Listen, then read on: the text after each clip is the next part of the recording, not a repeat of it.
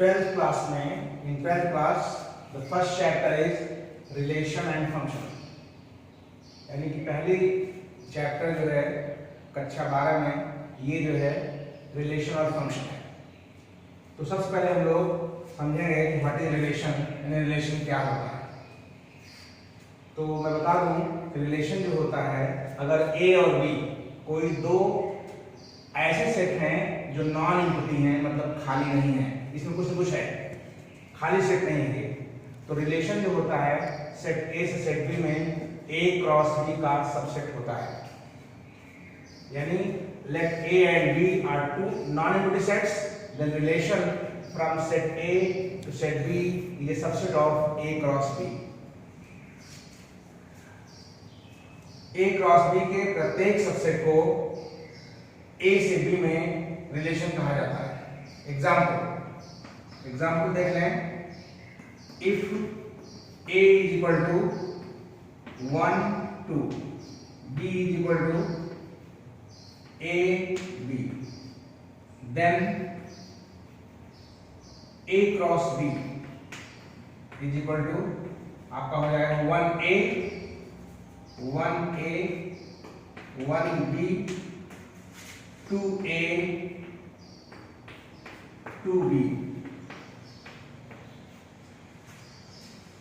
If A is a set जिसमें दो element हैं, एक और दो, दूसरा सेट भी है जिसमें दो एलिमेंट हैं A और B, तो A क्रॉस B निकालेंगे तो 1A 1B 2A 2B आएगा। चार एलिमेंट आएंगे, क्यों आएंगे? क्योंकि दो एलिमेंट हैं, इसमें दो हैं, दो दूनी चार होता है, 2 2 4, तो 4 एलिमेंट्स A क्रॉस B में आते हैं।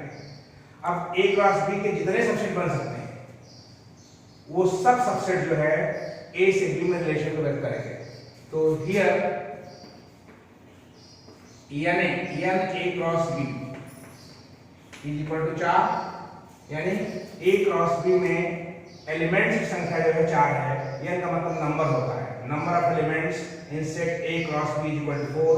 गिन लीजिए यहाँ पे 1 2 3 4, first pair, second pair, third pair, fourth pair, इस प्रकार से 4 एलिमेंट A क्रॉस B में है। तो सबसेट जो बनेंगे A क्रॉस B के, हमने बताया था 11th क्लास में जो है कि अगर किसी भी सेट में n एलिमेंट हैं तो उसके subset 2 to the power n बनते हैं। Here subsets, number of subsets, here number of subsets of A cross B is equal to 2 की पावर 4 इज इक्वल टू 16, यानी A क्रॉस B के 16 subset बन पाएंगे। तो उसमें हर सबसेट A से B में एक रिलेशन को रिप्रेजेंट करेगा। If R is equal to 1A, 2B, देन we see, हम देखते हैं that R is a subset of A cross B। देखते हैं कि R जो है इसमें 1A है 2B है, इसके सारे एलिमेंट A क्रॉस B में मौजूद हैं, इसलिए एक R जो हो जाएगा A क्रॉस B का सबसेट हो जाएगा। क्यों हो जाएगा? क्योंकि 1A 2B R में एलिमेंट है, A क्रॉस B में 4 है, 1A 1B 2A 2B, इसके सारे एलिमेंट A क्रॉस B मौजूद हैं, इसलिए R A cross B subset हो जाएगा। इसलिए चूंकि R A cross B subset है, इसलिए R जो है is a relation, R is a relation from set A to set B, relation from set A to set B, यानी R जो है A से B में एक रिलेशन को रिप्रेजेंट करता है।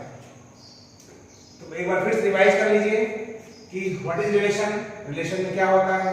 रिलेशन में दो सेट्स होते हैं A और B, दो सेट्स होते हैं जो नॉन इनपुटिंग होते हैं। नॉन इनपुटिंग का मतलब होता है कि A और B जो है खाली सेट नहीं है, इसमें कुछ न कुछ एलिमेंट्स हैं। तो रिलेशन जो होता है A से सेट B में A क्रॉस B का सबसेट होता है। एग्जाम्पल के लिए अगर मैंने ए को 1 2 ले लिया, बी को ए भी ले लिया, तो एक राशि का मान निकालेंगे तो 1a 1b 2a 2b हो जाएगा। एक राशि में एलिमेंट्स 4 हो जाएंगे, 1 2 3 4। तो here number of elements in set A cross B equal to 4। तो हियर नंबर ऑफ एलिमेंट्स, तो नंबर ऑफ सबसेट्स हो जाएंगे एक क्रॉस बी के 2 की पावर 4 हो जाएंगे, यानी 16 सबसेट बनेंगे।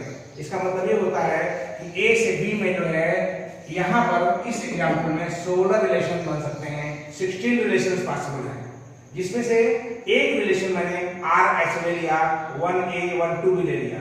तो ये जो सेट ले लिया इसके सारे एलिमेंट एक राशि में मौजूद हैं, इसलिए आपका आर हो जाएगा वो एक क्लास बी का सबसेट होगा। तो चूंकि आर सबसेट है क्लास बी का, इसलिए R is a relation from set A to set B, अर्थात आर जो है सेट ए से सेट बी में एक संबंध को व्यक्त करता है। बच्चों संबंध अगर आ गया, अब हम बात करेंगे संबंध के डोमेन और कोडोमेन, डोमेन और रेंज की। डोमेन और रेंज क्या होते हैं रिलेशन के, तो अब बता रहे हैं domain and range of relation. अब domain and range, domain and range of relation of a relation.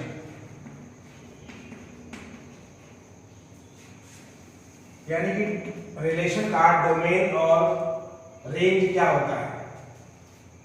If R is a relation from set A to set B, यदि आर जो है सेट ए से सेट बी में एक relation को depend करता है, then domain of R, domain R को दो मार्क लिखते हैं, डोमेन आर हो गए। तो डोमेन आर में ऐसे एलिमेंट्स होते हैं एक्स सच दैट एक्स जो है ए का एलिमेंट है और एक्स वाई आर का एलिमेंट है। यानी कि डोमेन आर का मतलब होता है आर के जो रिलेशन आर है, आर में पेयर्स हैं, उस पेयर्स के फर्स्ट कंपोनेंट का सेट। इसका मतलब होता है कि set of first components of ordered pairs, ordered pairs of R and range R जो होता है, रेंज ऑफ आर जो होता है, रेंज आर को शॉर्ट में रेंज आर लिखते हैं। Range R is equal to, इसमें y आता है सच दैट y ये b का एलिमेंट होगा और x y r में बिलोंग करेगा। यानी कि इसको कह सकते हैं set of second components of ordered pairs of R. Example ज्यादा समझ में आ जाएगा, एग्जांपल ले लेते हैं। Example if R is equal to suppose 1 2 3 4 है, तो डोमेन ऑफ आर का मतलब होता है दो मार्ग निकालेंगे तो ऑर्डर पेयर एक ये है, एक ये है। इस ऑर्डर पेयर में पहला एलिमेंट 1 है, इसमें तीसरी है, तो दो ही ऑर्डर पेयर हैं, इसलिए डोमेन आर में दो ही एलिमेंट आएंगे, 1 और 3 आएंगे। इसी प्रकार से अगर रेंज आर निकालते हैं तो रेंज आर का मतलब होता है सेकंड एलिमेंट्स का सेट। सेकंड एलिमेंट देख रहे हैं 2 और 4 हैं, 2 and 4 are the second elements, इसलिए range R is equal to 2, 4 हो जाएगा। ये आपका रेंज हो जाएगा। इस प्रकार से हमने बता दिया कि domain and range of relation क्या होते हैं। आप जानते हैं रिलेशन जो होता है वो ऑर्डर्ड पेयर्स का सेट होता है, अर्थात क्रमिक युग्मों का समूह होता है। तो ऑर्डर्ड पेयर्स में जितने भी ऑर्डर्ड पेयर्स होते हैं वो उनके फर्स्ट कंपोनेंट का जो सेट होता है उसको डोमेन कहते हैं, सेकंड कंपोनेंट का जो सेट होता है उसको रेंज कहते हैं। तो ये है domain and range of a relation. अब हम आपसे बात करेंगे रिलेशन के बाद जो है, जो आपके कोर्स में है रिलेशन, उसका नाम है बाइनरी रिलेशन। बाइनरी रिलेशन क्या होता है? तो बाइनरी रिलेशन क्या होता है, टुडे डिस्कस।